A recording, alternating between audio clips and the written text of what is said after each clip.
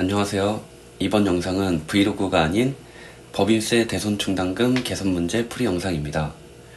수험생의 입장에서 풀다 보니 완벽하지 않을 수도 있고 제가 잘 모를 수도 있지만 재미있게 그냥 이렇게도 푸는구나 하고 봐주셨으면 좋겠습니다. 수험생으로서 이 주제가 어려운 이유는 자료 정리와 계산 구조에 있다고 생각합니다. 그래서 저는 그것들을 직관적으로 보면서 풀 수 있는 풀이 구조를 가지고 문제를 풀 건데 그 방법도 소개해 드리려고 합니다. 우선 오늘의 문제는 2019년 세무사 2차 시험 회계학 2부에 기출됐던 대손충당금 문제입니다. 문제가 있으시면 같이 보면서 들으시면 좋을 것 같아요. 이 문제를 풀기 전에 기본적으로 암기해야 하는 상황들을 제가 연습서에 있는 대손충당금 13문제 정도를 풀면서 한 장으로 정리해봤습니다. 이거 필요하시면 지금 스크린샷 찍으시면 됩니다. 다 찍으셨나요? 자, 그래서 정리한 게 보시면 세법상 대손금 인정되는 것과 안 되는 것, 대손 설정 채권이 되는 것과 안 되는 것으로 구분지었습니다. 간단하게 몇 가지만 짧게 설명하고 제 풀이로 넘어갈 건데 이거 필요 없다, 난 진작에 외웠다 하시면 풀이 설명하는 부분으로 넘어가시면 됩니다. 다 넘어가셨나요?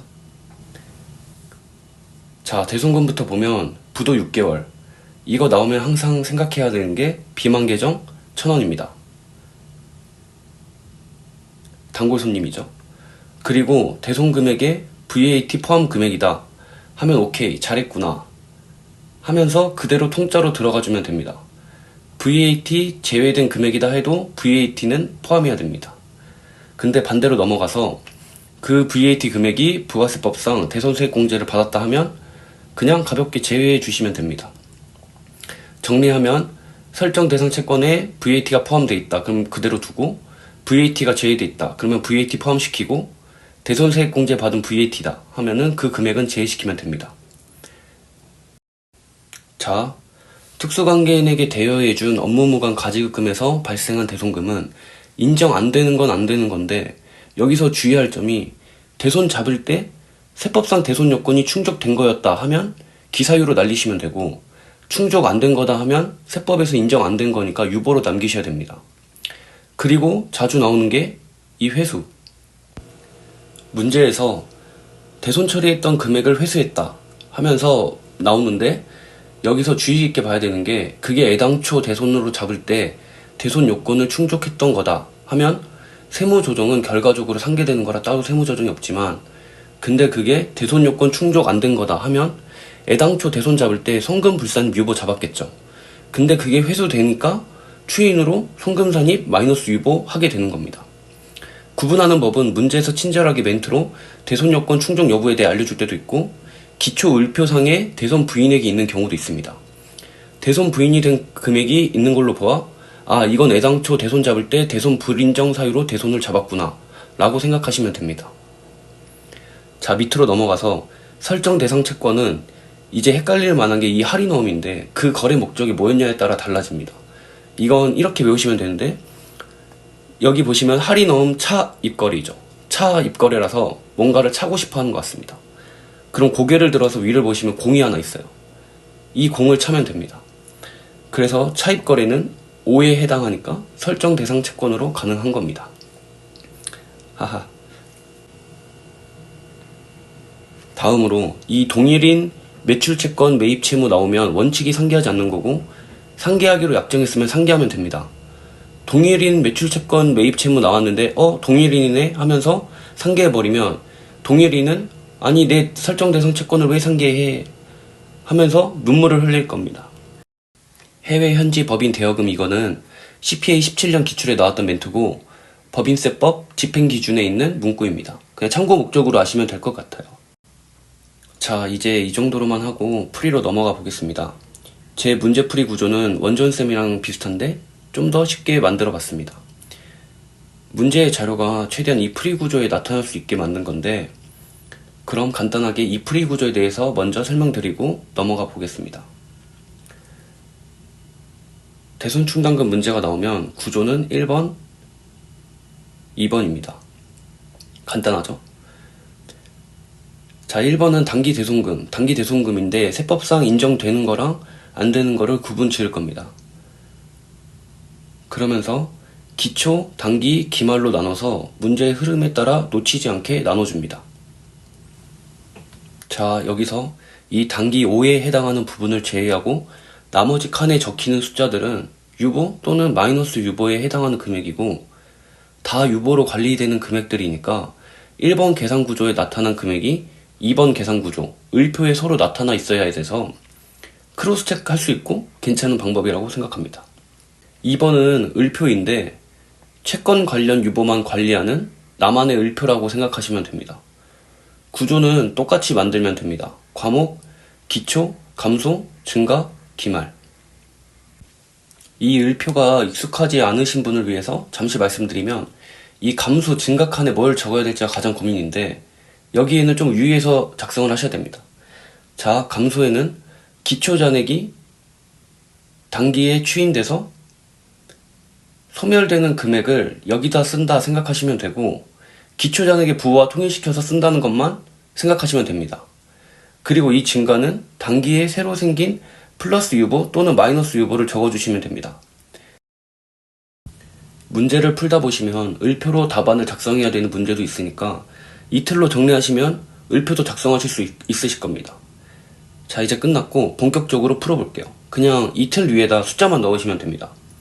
풀이 편의상 단위는 100만 단위로 줄여서 풀겠습니다. 자, 문제를 보면 중소기업이죠. 중소기업은 부도 6개월 외상매출금, 2년 지난 외상매출금이나 중소기업 주택자금이 문제에 있을 수 있으니까 메모를 하면서 풉니다. 자, 문제에서 이렇게 을표를 주면 제 풀이 구조에서는 땡큐예요. 그냥 그대로 다 적으면 됩니다. 그럼 일단 적어보겠습니다. 적으실 때 이 대충한도 초과액만 맨 밑으로 좀 여유있게 적습니다. 그 이유는 어차피 단기 자동 추인되는 친구라 그렇습니다. 풀이 구조에 다 적었고, 자, 이 기초 을표 밑에는 이 기초 유보에 대한 설명이 있는데 쭉 보면서 풀이 구조 1번, 2번 틀에 숫자만 넣으시면 됩니다. 양가로 1번, 미수금, 대손 부인에게 회수 250만원. 자, 아까 회수 잘 봐야 된다 그랬는데 이것처럼 대손 부인돼서 기초에 유보로 남아있으면 애당초 대손 인정 안 돼서 송금불산 유보로 잡혀있던 거죠. 그러니까 송금불산 유보가 추인되면서 송금산입 마이너스 유보가 되는 건데, 여기서 이 마이너스 유보가 기초에 있던 거에 추인에 해당하니까 감소에다가 부호 각계에서 2.5를 써줍니다. 자, 민사소송법 하에 결산조정 사유인데 이게 단기의 회수 불능 채권으로 회사가 확정 지은 거니까 대손이고 기초 유보의 추인에 해당하죠. 그러면 똑같이 감소에 부호 각계에서 1 써줍니다.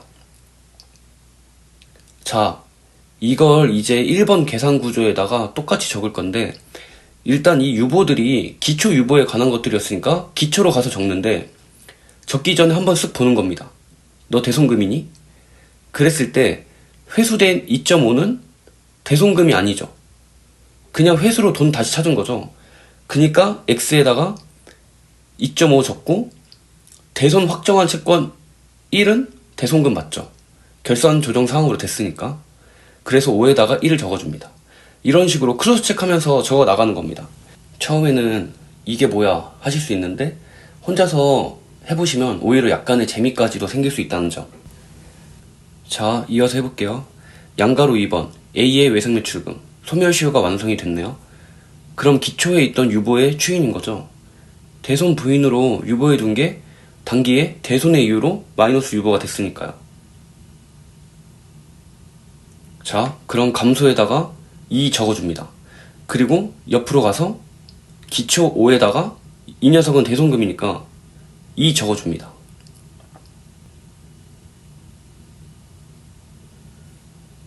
양가로 3번, B의 받으러움은 이거 보니까 부도가 났고 날짜를 보니까 6개월이 지난 날이 속하는 게 단기네요. 그니까 대손 인정 사유 맞죠?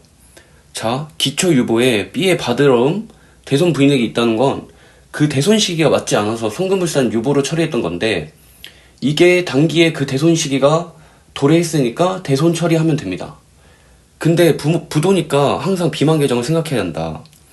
일단 전액 200만원 송금 인정하고 2,000원은 송금불산 유보로 남겨줍니다. 그리고 옆으로 가서 대손 인정에는 구분해서 대손금에 해당하는 1.998은 5에 적고 X에다가는 0.002로 적어줍니다. 자, 이러면 1번 자료는 끝났습니다. 자료 1을 보면 회사 T계정을 주는데 보통 이렇게 T계정을 줍니다. 자, T계정 주어지면 여기서 바로 상계를 찾아요. 단기 상계 9 있죠. 그럼 그 9를 1번 틀 단기 옆에다가 적어줍니다. 이건 실수하지 않기 위해서 적는 건데 단기 5, X에 적히는 금액의 합이 회사 T계정 단기 상계액과 같아야 되거든요. 자, T계정 밑에 자료를 보면 양가로 1번 7.8이 D의 외상매출금이고 그게 부도 6개월 지나서 해주려고 봤더니 아니 저당권을 설정했네? 그럼 저당권으로 보상받으면 되겠죠. 대손 인정 안 되는 겁니다. 자, 이건 1번 틀 단기 X에 7.8 적고 세무 조정은 송금 불산입 7.8 유보겠죠. 그럼 옆으로 가서 2번 틀에 기초에 없던 거니까 D 외상매출금 적어주고 단기에 새로 생긴 유보니까 증가칸에다가 7.8 적어줍니다. 자, 양가로 2번은 1.2가 C의 매출채권인데 소멸시효 완성으로 신고 조정했다네요. 근데 이게 어디서 본 것 같죠? 기초 을표에 보면 있었거든요. 자, 이 3.2 중에 1.2를 회사가 단기 대손으로 처리를 했는데 사실 이 대손 시기가 정기였거든요. 그러니까 단기 송금으로 잡으면 안 되겠죠. 단기 대손금이 아니니까 정기 대손금이니까 1번 자료에 X에 가서 1.2를 적어줍니다.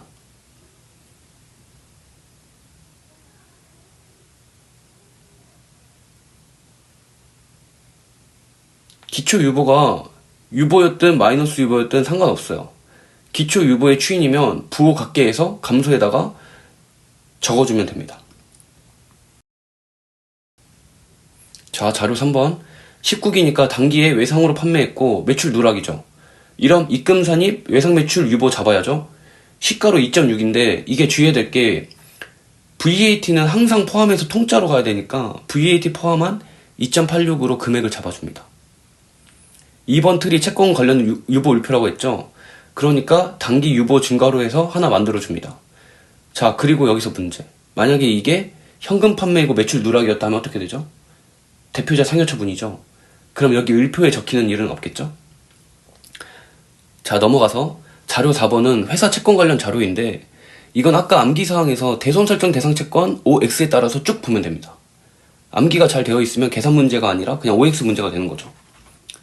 자, 먼저 외상매출금인데 70. 근데 그 중에 단기 소멸시에 완성된 거 1.5 있죠. 그럼 이거 얼른 뽑아서 1번 틀 기말칸 5에다가 1.5 적어줍니다. 기말 채권 중에 단기 대손금이 있었으니까 이렇게 뽑아내가지고 기말에다가 적어주면 되는 겁니다. 그리고 단기에 새로 생긴 마이너스 유보니까 2번 틀에 가서 하나 만들어줍니다. 자, 그리고 이 70의 금액은 2번 틀 밑에다가 채권으로 해서 하나 적어줍니다. 여기서 헷갈릴 수 있는데 채권은 70 그대로 적으면 됩니다. 방금 우리가 마이너스 유보 1.5 처리하면서 세법상 이 채권은 68.5가 된 거니까 70 그대로 적어주면 됩니다. 다음으로 받으러움 60인데 부도 6개월 채권인데 그 금액을 포함하고 있다는 건 회사가 이걸 회계 처리하지 않고 받으러움 60으로 가지고 있다는 얘기입니다. 그럼 그냥 그대로 주면 됩니다. 결산 조정 사항인데 회사가 처리 안 했으니까 저도 안 할 겁니다. 그래서 채권에다가 60 적어주면 되고 다음으로 미수금 120인데 아까 암기표 X에 있던 대손세액 공제 받은 VAT 생각나시죠? 그러니까 24 제외하고 특수관계인 거래 시가차액 16도 X에 있던 거니까 제외해서 80을 채권에다가 더해줍니다. 이 설정 대상 채권 OX는 그냥 말 그대로 대손 충당금 한도 설정 가능 채권이냐 아니냐는 거지 대손금하고 헷갈리시면 안 됩니다. 자, 이어서 대여금 133.7회에서 구성채권 이거 설정 대상 X죠. 종업원 주택구입자금 중소기업이니까 가능하죠. 30은 놔두고 5만 제외시켜줍니다. 그럼 128.7을 채권에다가 더해줍니다. 이런 문제 다 푼 겁니다. 이제부터는 계산기만 잘 누르시면 됩니다. 자, 물음을 보면 단기 대손금이 뭐냐? 단기 대손금은 1번 틀 5에 있는 금액의 합입니다. 다 더하면 6.498 나옵니다. 그래서 동그라미 1번에 6.498 적어주고, 또 이렇게 정기말 채권 잔액을 물어볼 때가 있습니다. 그럼 당황하지 말고 BTD 적어줍니다.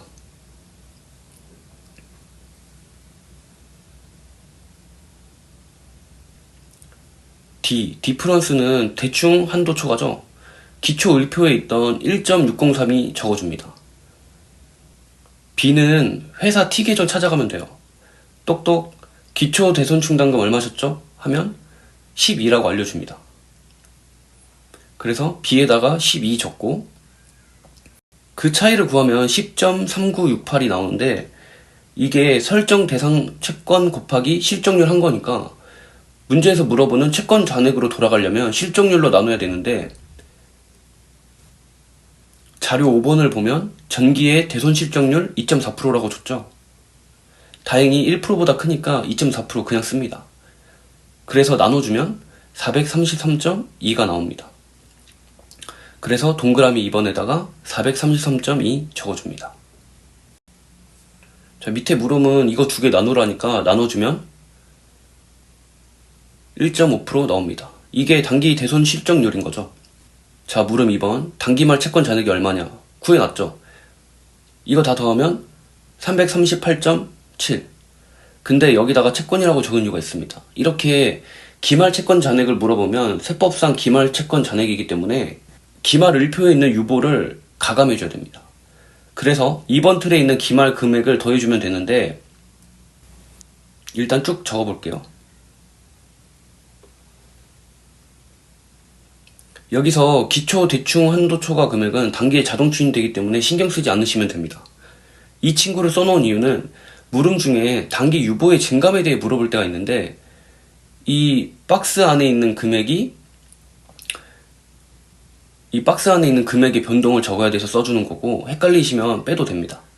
자, 아무튼 이 기말 금액 다 더해주면 12.662가 나오고, 이 금액을 아까 설정 대상 채권 금액에다 더해주면 단기말 채권 금액이 나옵니다.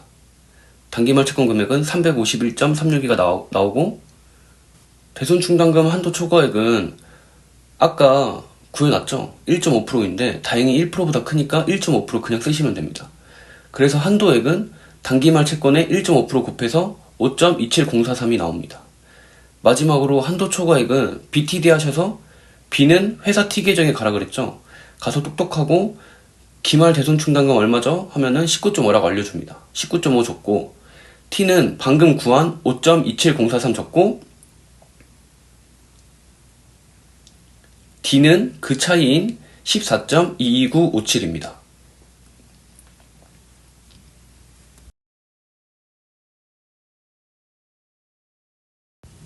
자, 이렇게 대손 충당금 문제를 풀어봤습니다.